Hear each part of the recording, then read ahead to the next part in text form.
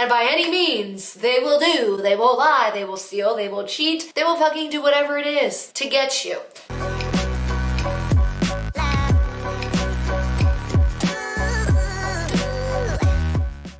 Hey you guys, and welcome to my channel. I'm so excited to have you here. So today we are going to be doing some more MLM horror stories, but as an announcement, I do want to let you guys know that I'm going to be changing up Fridays a little bit. This is our 19th or 18th MLM horror story that I have done in a row. And what I've decided to do is now MLM horror stories are going to be every other week. So today is going to be one of them. Then next Friday is going to be MLM fails. So I'm essentially going to be alternating between MLM horror stories and MLM fails every single Friday because none of you guys really want the MLM horror story videos to go. So I thought, why not add something in to spice it up, not have them every week, but to still be able to allow my channel to be a voice for other people. So if you have an MLM horror story you want to share with me, I have my email down below that you can send it to. You can send me a written email or you can send me a video. Just make sure it's 10 minutes or less. So that is what to look forward to. Let me know if you guys are excited about that. I feel like my favorite thing to do is MLM horror stories and MLM fails, where I compile a bunch of videos and posts that are just toxic, crazy, and insane. They're legitimate MLM fails. I actually did one recently and you guys loved it, so I thought why not bring that into a series that we have here on my channel. So I hope you guys like that and are gonna enjoy that. Definitely let me know in the comment section down below if you're excited for it, because I am. So with all that being said, I've already had my coffee. It's over there, it's empty.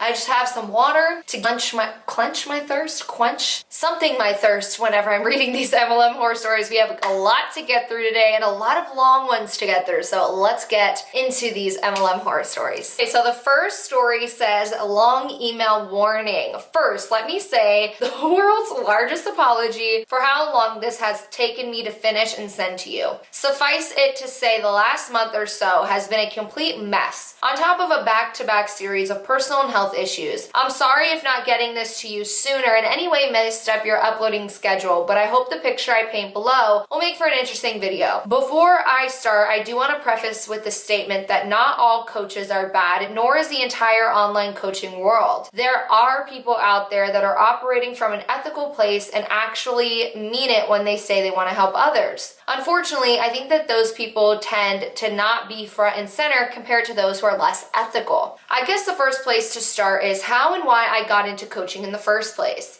The story version of that story is that I was going through the lowest point of my life. This included both mental and physical health conditions that had become completely debilitating, removing myself from pretty much everyone in my life and having no life at all. On top of that, because of my health issues, I wasn't able to work and was living with my parents. At this point, I was a couple years out of college. Suffice it to say, I was in the perfect position for someone to take advantage of my vulnerability. After months of trying different treatments, I was feeling a little better, but working outside of the home still wasn't an option. So I did what most people do in that situation. I turned to the internet and decided that I wanted to start a blog. Well, let's just say that the blogging world was like a gateway drug to coaching. I immediately found myself immersed in an online world I didn't even know existed, aka entrepreneurial Facebook groups. Now, for most of your viewers, they're probably not aware that such things even exist. I sure as hell wasn't. Essentially, there are these Facebook groups of hundreds to thousands of people, most of the time women, who are all entrepreneurs or at least identifying that way. Traditionally, these groups are run or at least managed by someone who calls himself a business coach or something to that effect. Things like entrepreneurial, I always have a hard time saying that word, guys, entrepreneurial, mindset coach, business empowerment coach, etc. And more often than not serve as a pool of potential clients for said business coach. The main groups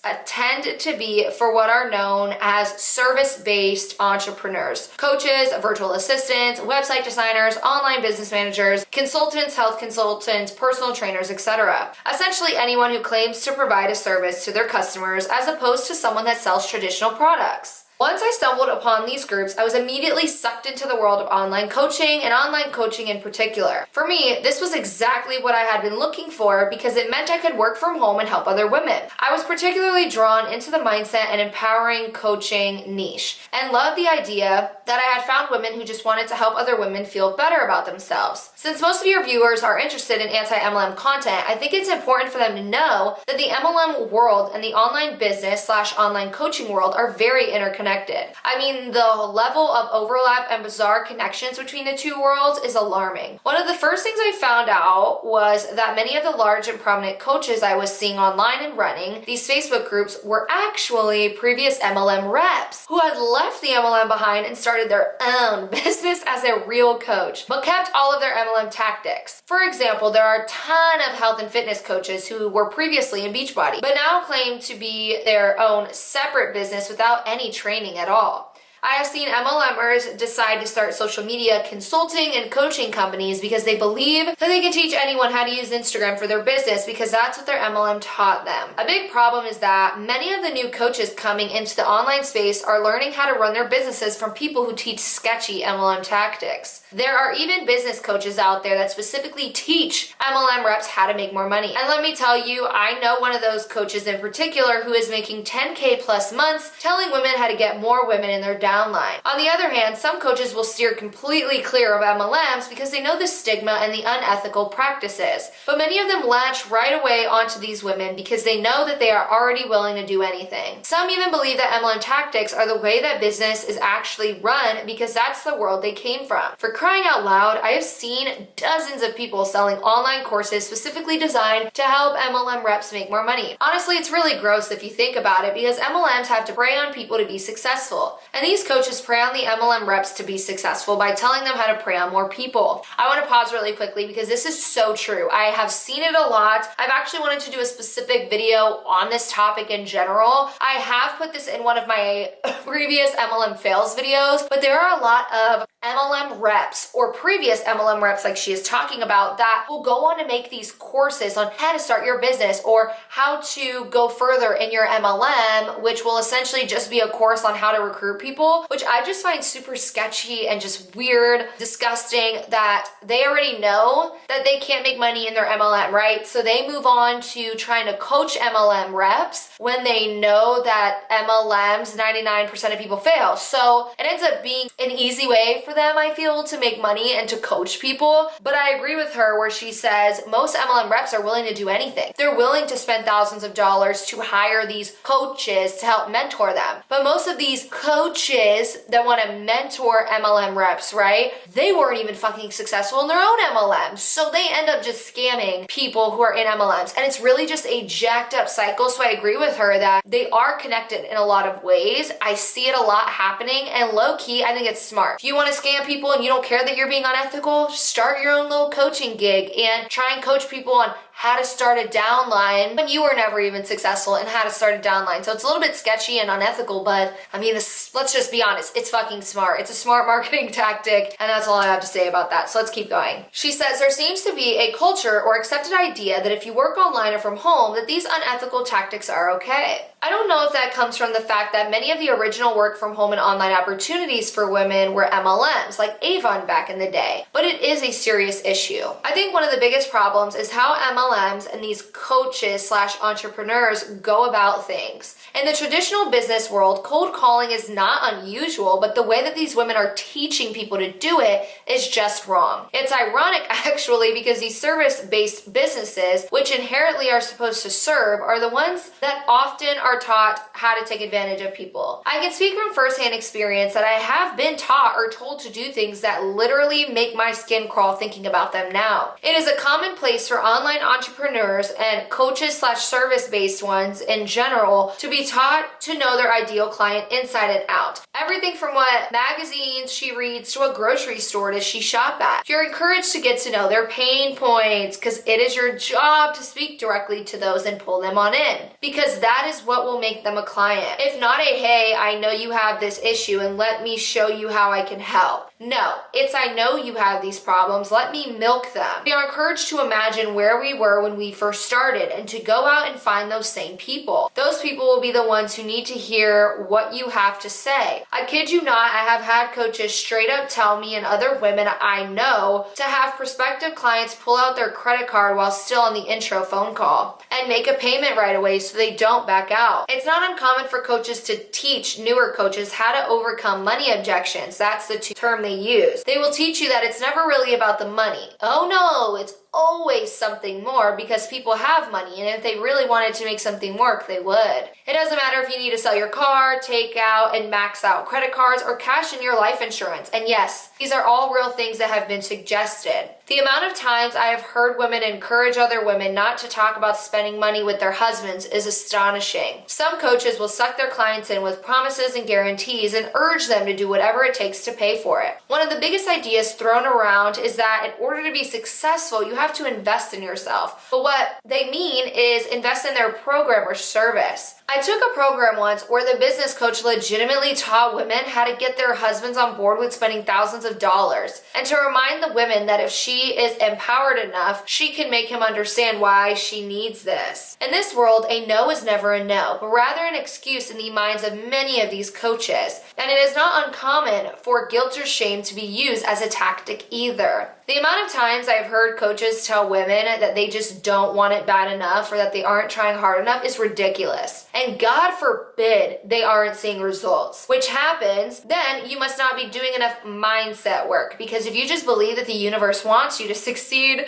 then you wouldn't be having a hard time. It's very similar to how MLMs blame the downlines for their lack of success. I've seen it time and time again. Women get beat down by other women and told that they have... My husband is so loud. You guys, I apologize. He never understands when I tell him I'm filming every time. And they told him they just lack mentality, meaning they don't believe in success. But it's ironic because so many of the big name coaches in the online space don't make the majority of their money helping women one-on-one, but rather by scaling their businesses to teach courses and coaching programs where they can ask people to pay thousands of dollars to learn their secrets. I know one coach in particular who is huge in the online coaching and course creation arena.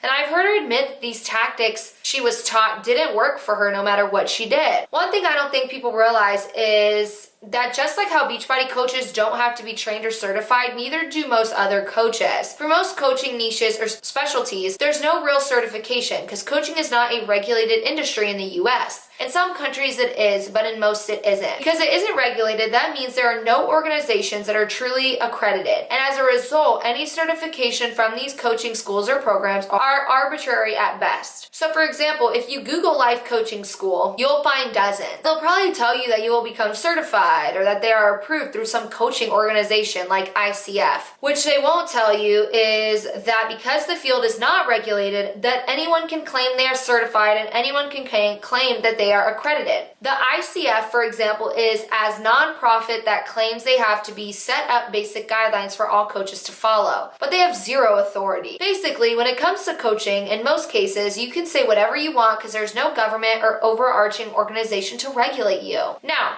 for certain niches, that doesn't really cause much harm or issue. For example, if you are coaching people on how to organize their homes, then regulation probably isn't needed. But when you say you are a mental health or trauma coach, which yes, people say that, and have no real training, that can be really dangerous. My main point with this is really to open people's eyes to what they're being told and sold by others, because not everyone is genuine or honest. And unfortunately, just like with MLMs, I see more and more women every day being taken advantage of by those claiming to come in and save the day. Sorry this is long, but I wanted to paint a picture straight through. Feel free to reach out with any more questions. Okay, that was so good. I actually have an MLM horror stories. I can never remember which one because I have so many, but I have one where someone sent me a horror story about a coaching business, and that every tactic she was taught, she spent, I think her and her husband spent like $5,000 from a coach to learn how to market their business, and that coach that was coaching them essentially literally said exactly what MLMs tell you to do. And I find this to be insane. And all in all, she's telling you that if you are looking into getting a coach to teach you how to market your business, to really make sure that they know what they're doing, that they have a successful business already, that tactics that they're using are ethical, and that they are actually certified and accredited in whatever it is that they're doing. Because as we can see, I'm getting more and more stories like this. It makes me really want to make more videos specifically towards that, because they do connect with each other. MLM reps and these fake business coaches, I feel like, are both scams in their own ways, but they connect so much. They're so similar. So I'm now really intrigued. I'm gonna actually email this person back and hopefully get on a phone call with her, because I really want to learn more about this. Let me know in the comment section down below if you would like videos on that. I know it's technically not anti-MLM, but it has to do with scams and shitty business practices, which I find are super important to talk about. If I have a channel about anti-MLM, right? And this channel is about empowering women and steering people away from MLMs because they're an unethical business practice, why not talk about all the other unethical business practices that people get roped into? So that's kind of how I'm feeling. What do you guys feel? Comment down below. But I just find it so crazy, everything she said, from how they cold message to how they tell you to max out your credit card, sell your fucking car if you have to, cold messaging, literally the same things that MLMs will teach you. But like she said, it's because a lot of these people are coming from an MLM background. And something I find very similar is that MLMs will try and use business tactics that actual business owners use. So when they do that, they end up twisting and turning it in such a disgusting, inauthentic way. Because in an actual business, you may do cold calls, but most of the time you're doing cold calls to people that may have reached out to you, right? So say I do own a coaching business and I'm coaching people and I am certified to do so. If I get an email of someone wondering and wanting more information, I may get on a call with them. I'm not going to go search vulnerable people out and slide into their DMs and hit on those pain points in a disgusting manner. But a lot of marketing tactics and strategies that other businesses use, like actual legitimate businesses, MLMs try and carry over their tactics, but they do it all wrong. I can make a whole entire video about the tactics that are used in actual marketing and how MLMs will use them, twist them, and just make them so disgusting. Because pain points are a big thing. Think about it. Any company is gonna try and hit you with that pain point. Clothing companies, right? They'll try and pull you in by the type of clothing that you're wearing. I can't really think of any off the top of my head, but you guys know what I mean. They will try and hit those points where they can get you to purchase their product, but they do it in a more subtle, inviting way, in my opinion. Because if I see this girl and she's slaying it and she's wearing this outfit on, Google, and I click on it, I'm like, damn, I want that outfit. She be looking good. It's sucking her in all in the right places. I want to be sucked in that place because I may be insecure about my stomach area. That looks like it sucks her in, so I want to try it. That is kind of like hitting that pain point of my stomach insecurity. I'm not saying I'm insecure. I'm just trying to use this as an example. That's hitting that pain point of mine. The fact that this item is going to suck me in, make me feel good, and that the woman wearing it looks good and feels good, I may buy it. So that's just not as nasty and inauthentic and disgusting as an MLM will try and do. They will literally slide into your DM saying, you should do this. Do you want your kid to grow up with nothing? And do it in just such a disgusting way. So let me get off my soapbox and let's move on to the next horror story. Let me know what you guys think about that down below, or if you would like me to look into other businesses, if you would like me to look into other sketchy companies or business tactics, whatever, comment those down below. If you have a specific company or a specific person's company that you want me to look into,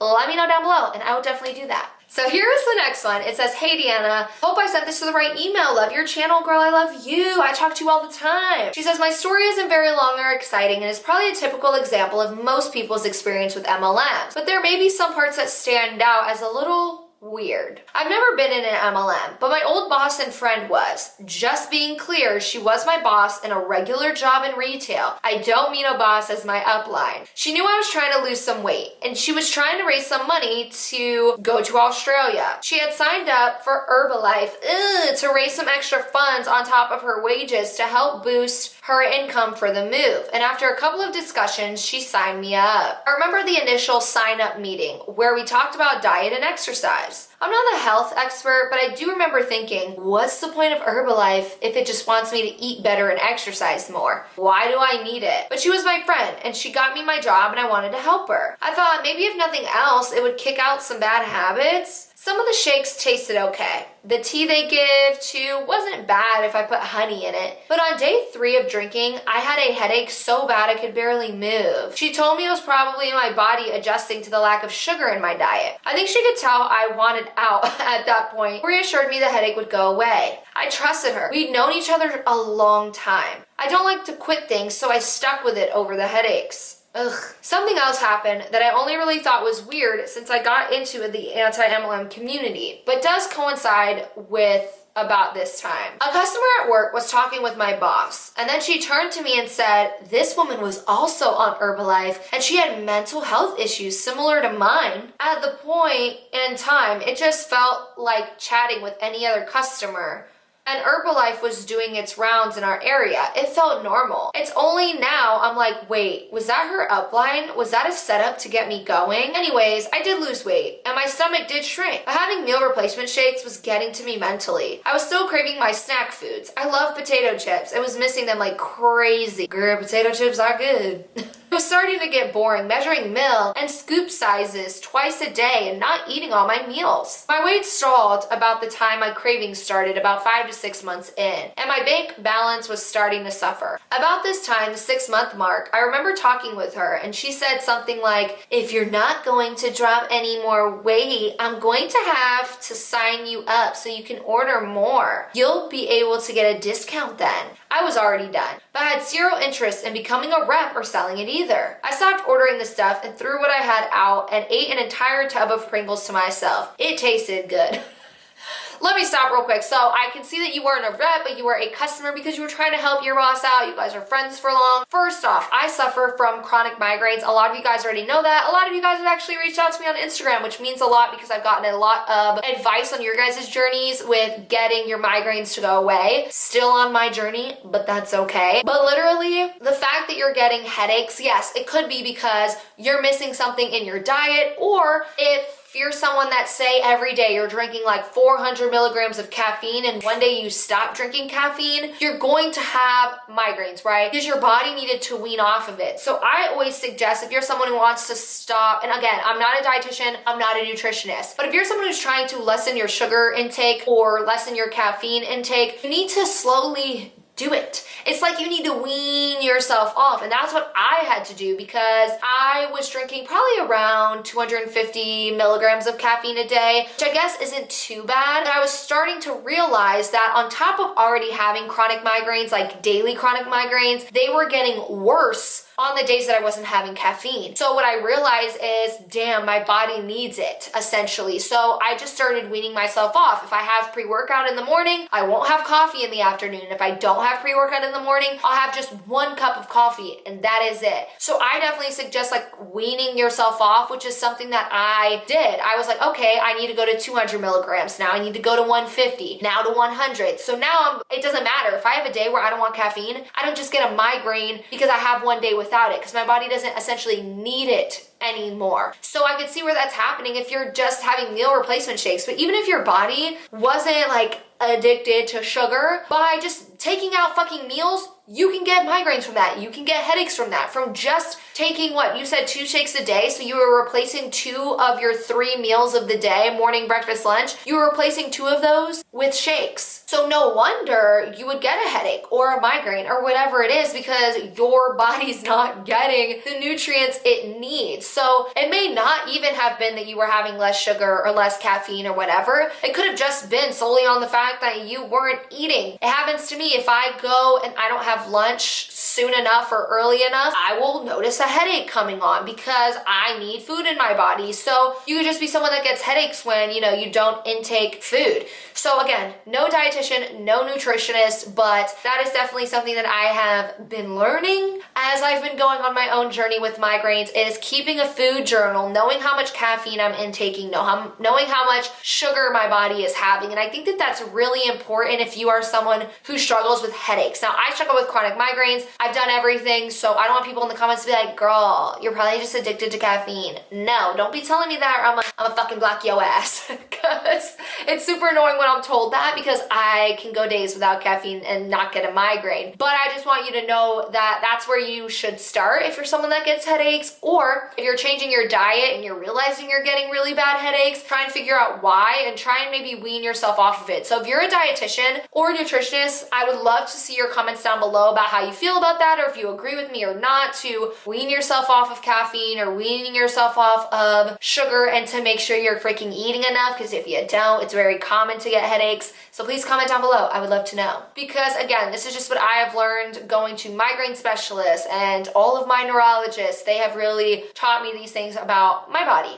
Let's keep going. It's too much, but I wanted to comment on that because it's really messed up. I hear so much about this with Herbalife. I hear so much about people fucking replacing 2 of their 3 meals with shakes. It's ridiculous. Don't do it. Do not do it. If someone wants you to do that, fucking block them. Be like, get the fuck out of it. Get out of here. I want to eat real food. A shake is not going to give you what you need, okay? It's just not. It may give you something. Maybe it has more protein in it. Maybe it'll give you some protein. It's not going to give you everything you need. Just eat food, which I can see it's not, like, I'm not blaming this person that's telling this story. I'm blaming more so the people who are like, you're just weaning off of it. Fuck you. Like, I'm not just weaning off of the freaking sugar. I'm not consuming food. No, dog, I'm getting headaches. Like, come on. I would have slapped her ass. Okay, not trying to be mean though. I wouldn't really slap her ass. I would just be like, girl, I'm gonna eat, okay? And I'm happy you had your Pringles. Fuck 'em. Anyways, let's keep going. She said, after that experience, I was wary about friends selling stuff. I've had friends do Scentsy and Avon, and recently Body Shop at Home and FM World, UK MLM that does perfume. I couldn't put my finger on why I didn't like any of it until I read a BuzzFeed article on LuLaRoe, and then found anti-MLM content on Facebook and people like you, Kiki Chanel, Emily Leah, Kimberlea, Madison Harnish, The Dream Podcast, Illuminati, and Savannah Marie, etc. You guys, all of those people are amazing. The Dream Podcast, Illuminati, Savannah, Kimberlea, Madison, and on are great people to follow depending on the type of content you like to watch. Everyone that she stated is very different with how they present content and what they are experts in. So I love that. And that's what has made me look back on my time as an Herbalife customer and see a slightly bigger picture than the one I was aware of. I'm still friends with this girl even after she immigrated, and where I've shared anti-MLM on my channel, she's always liked it. So I'm not mad at her. She's probably had even more pressure to do better than I was aware of. And I think it's proof that it's the scheme at fault and not always the hunt. It definitely seems like she's grown and moved on since her time in Herbalife, and I'm glad she has. She probably has a few of her own horror stories to tell from that time. Thanks for reading this. I guess this is longer than I thought it would be. Take care. I loved that story, and I agree with her. It's not always the MLM rep, it's the MLM. But I will say sometimes it is the MLM rep. Sometimes there are shitty people in the world. In every career, in every aspect of our lives, there are going to be shitty people, okay? That know what they're doing, know that they're scamming, know what they're doing is just wrong. So that is why I try and give as much as possible the Huns, the MLM reps, the benefit of the doubt. Because a lot of them are just brainwashed, doing what their upline's telling them to do. But then there are some of them where I'm just like, bitch, you know what you don't? Stop lying. But anyways, let's keep going. Thank you so much for sharing that story. I loved it. It was great. Let's move on to a husband who sent me a story. And I love when husbands, boyfriends, spouses, like, these are the coolest type of emails that I get. So this one says, "Hi Deanna, my wife referred me to you because she is a fan of your videos and she mentioned that you were looking for MLM stories. Her name is blank. Also, if you're interested, I'd be willing to do an online interview if you have any questions." This happened in 2017. At the time, I was considered working in something other than security, which I had worked in since 20 10. This year, I got out of the Marines. Thank you for serving. Because of this, I started working part-time at my security job so I could have more time for interviews. This was when I first started using ZipRecruiter. This much is important because I actually started receiving offers for interviews that turned out to be scams. In this case of MLM, I don't actually know how the person even found my phone number. All I remember is that I was applying to several different places, including non-security jobs. It's possible that I did apply, however, I'm usually pretty good about looking at the pay rate, which means it's doubtful that the ad mentioned it. The job was commission-based, and if I had known that, I would have never applied. So the day of the initial call, I remember it being pretty late at night, which was strange in and of itself because most of the time, these calls happen during normal business hours. The person who called set up the interview for the next day. I had already gotten into the habit of asking about pay rate and benefits, but when I asked him, he simply stated that this would be discussed at the time of the interview. The next day, I got my suit together and left to do my interviews. The first one was at a security job, which seemed eager to hire me, but they weren't willing to offer a good pay rate. I then left and went to the next one. Yo, exactly. Thank you for knowing your worth, because if a job ain't gonna pay you what you deserve to get paid, fuck them. Especially prior military and all of that stuff, you know, you deserve to get paid right. I like that. He goes, here's the MLM business. As soon as I arrived, I noticed that there wasn't much saying anything about the company on the walls. Possible that I just wasn't paying attention though. Either way, it looked more like a rec room complete with a foosball table and sports jersey than anything related to a business. Eventually, someone called me in and all that happened was that the interviewer asked me questions about my life. Things like where I was born, what I was interested in, what I hope to do in the future, and this all went on for a really long time. When he finally decided to explain what the job was, I had long since lost interest. He mentioned the name, oh, here we fucking go, Primerica, which sounded familiar, but I wasn't quite sure. He then told me how great the company was, how I'd be selling something, could set my own hours, and be my own boss. Wasn't exactly clear on what I'd be selling either, and instead just kept on saying how great the job was. I didn't find out what the company sold until I posted this story on a Facebook group, and someone informed me that it was a life insurance, annuities, and others like that. I really wanted to just walk out right then and there. I honestly don't remember why I didn't. The whole thing just seemed really off to me, and when he finally asked if I was interested, I obviously told him no. He kept on trying to appeal to me, even going as far to mention how God was what brought me there, despite that I'm not religious at all. All in all, I think I was there for like an hour, possibly even longer because of how much this guy spoke. On the way out, I actually stopped someone who was walking in and asked them why he was here. He confirmed that it was for Primerica, and I told him, dude, run. Then explained why. If you can believe it though, the guy who interviewed me called me at least twice in 2018 and once in 2019. No calls this year, thankfully, and let's hope it stays that way. You guys, Primerica and what's the other one, XOXO? They are just on something. Okay, they bring you in to this interview. Bitch, you ain't interviewing nobody. You're trying to fucking recruit someone in your downline? I just hate that. It's so annoying that they would go on places like ZipRecruiter, which is for real job opportunities. They're so just desperate for people to email or for people to be recruited. They're so desperate for that. They want to recruit people so much that they're going to pretend to act like a real job opportunity. That is wasting someone's time. It actually really pisses me off because you don't know if this individual really needs a job. Maybe they have more interviews to get to. Maybe they're working or, you know, in need of a job and you're wasting their time when they could be going on an actual interview with an actual opportunity, an actually good pay rate, not an MLM business opportunity. So it just really pisses me off. I want to know what you guys think down below, but to know that these reps are so fucking desperate to sell something that they have to essentially give a false impression that they're actually going to pay this individual, right? Because it's false impression. They're on ZipRecruiter. ZipRecruiter's for real business opportunities, not for an MLM. So you want to be fake and you want to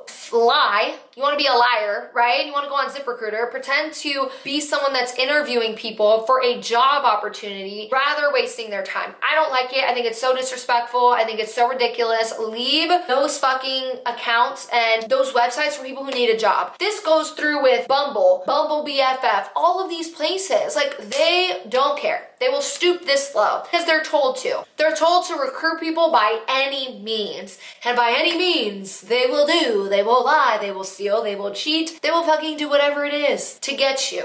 They will slide into your DMs, pretend to be your friend, and in the back of their mind have ulterior motives to recruit you. So I just don't like this. I don't think the person needed their time wasted, and I don't appreciate it. So if you know an MLM rep that is using accounts like this, or pages like this, please report their accounts, because I feel like ZipRecruiter and stuff would probably like shut their account down. I don't know if they knew it was for an MLM. I know Bumble BFF will actually cancel people's accounts. I know someone told me they were trying to be recruited by someone. They went on Bumble BFF. They're a military spouse. They're lonely, just like a lot of military spouses, because you're always fucking moving. It's hard to keep friends. They go on Bumble BFF. They freaking make a friend with someone, and then that person tries to recruit them. And then you can actually report that account and their account will be taken down. But seriously, like, how desperate are you to recruit people? You're that desperate that you have to lie and be conniving in order to recruit people, which is really sad. So that is going to be all for this MLM horror stories. It's a little bit of a shorter one, but I thought they were real juicy and good this week. Remember to comment down below if you like that I'm going to be alternating this. So it will be the MLM horror stories every other week, and then in between that will be MLM fails.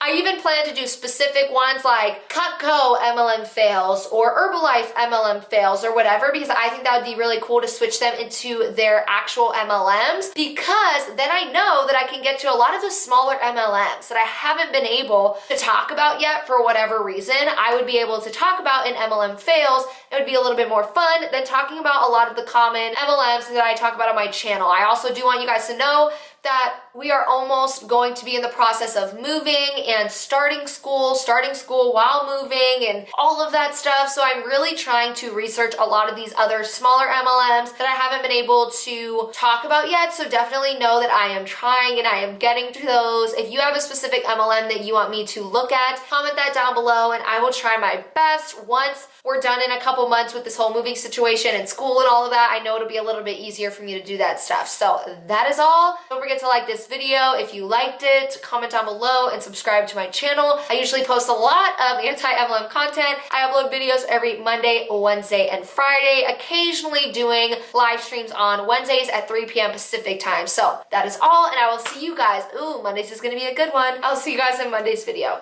Bye.